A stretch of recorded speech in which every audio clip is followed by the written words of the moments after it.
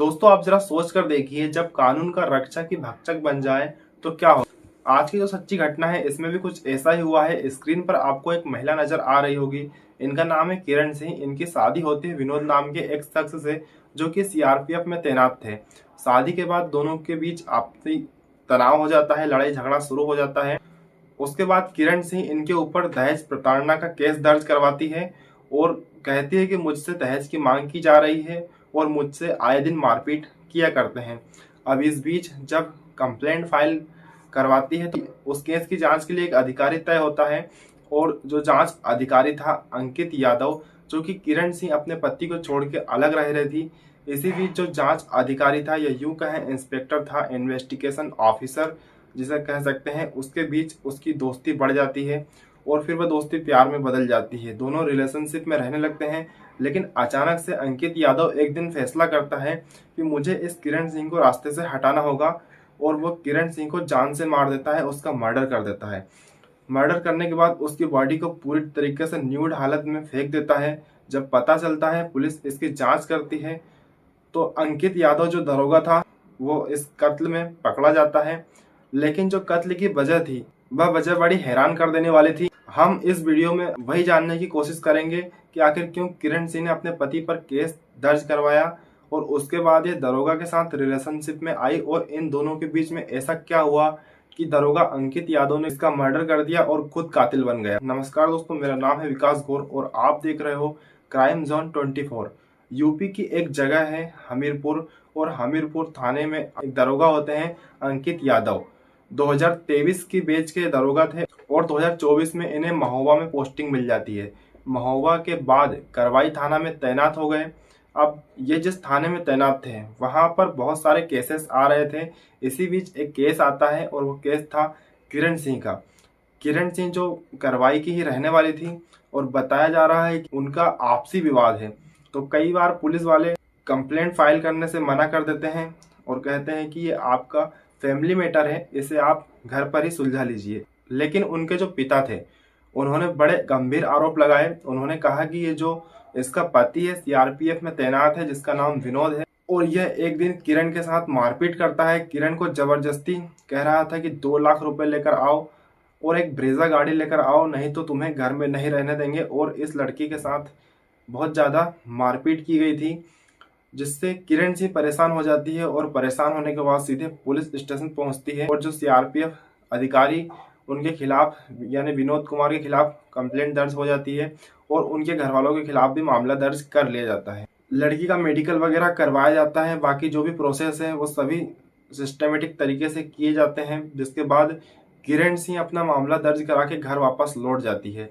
मामला दर्ज कराने के बाद उनके केस में एक इन्वेस्टिगेशन ऑफिसर दिया जाता है। जो इन्वेस्टिगेशन ऑफिसर था वो मैंने आपको शुरू में ही बताया था, जिसका नाम अंकित यादव होता है। अंकित यादव इस केस में जांच अधिकारी बना हुआ था और इन्वेस्टिगेशन के बहाने दोनों का आपस में मिलना जुलना होने लगा। समय बीतता जा रहा था और वो एक दूसरे के अच्छे दोस्त बन गए।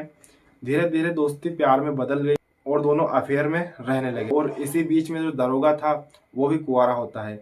अब इस बीच किरण रिलेशनशिप को बहुत ज़्यादा सीरियस लेने लगती है और आए दिन अंकित को कहती थी कि कहीं पर मुझे घुमाने ले चलो, और ये दोनों घूमने भी जाया करते थे। दरोगा अपनी छुट्टी के समय में इसे घुमाने ले जाया करता था, ड्यूटी के समय ड्यूटी करता था। जैसे ही उन्हें समय मिलता था वे घूमने भी जाया करते थे।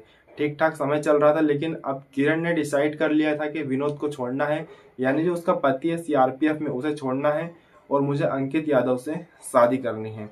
अब अंकित यादव शादी के लिए तैयार नहीं हो रहा था। उसने तो ये रिलेशन सिर्फ इसलिए बनाया था कि वह अपनी इच्छाओं की पूर्ति कर सके और टाइम पास वाला रिलेशनशिप था।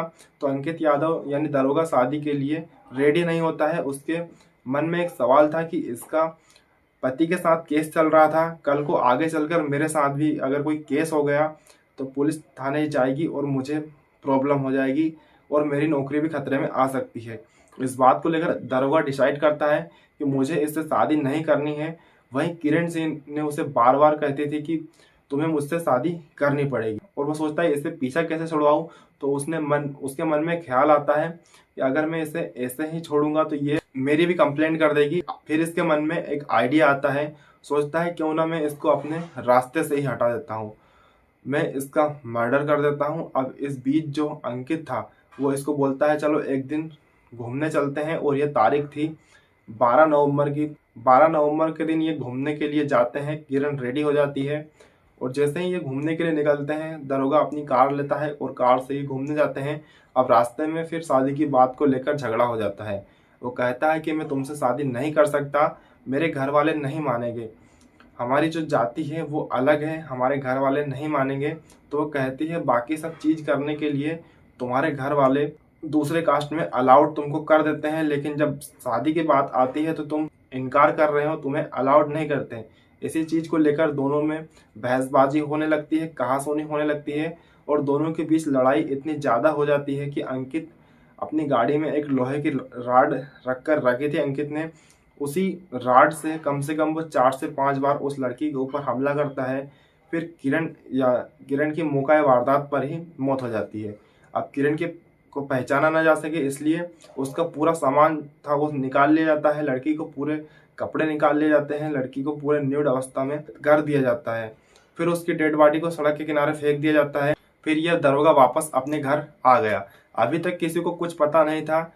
अब 13 नवंबर को जो लोकल लोग थे वो रास्ते से गुजर रहे थे, तो उन्होंने देखा एक डेड बॉडी पड़ी है। उसके बारे में उन्होंने पुलिस को सूचना दी। पुलिस मौका वारदात पर पहुंचती है। पोस्टमार्टम के लिए डेड बॉडी को भेजा जाता है। पता चलता है कि लोहे की रॉड से इस लड़की के ऊपर हमला किया गया है, उस वजह से इसकी मौका वारदात पर ही मौत हो चुकी थी। फिर पुलिस जब जांच करवाती है तो पता चलता है कि उसका जो केस चल रहा था उसके पति के साथ हो सकता है कि उसके पति ने ही इसका कत्ल किया हो। पहला शक उसके पति के ऊपर किया जाता है क्योंकि इसके ऊपर दहेज का केस चल रहा था। पुलिस फिर कॉल डिटेल निकालती है। उसी बीच पुलिस देखती है कि ये जो महिला किरण है उसकी बातचीत अंकित यादव से हुआ करती थी।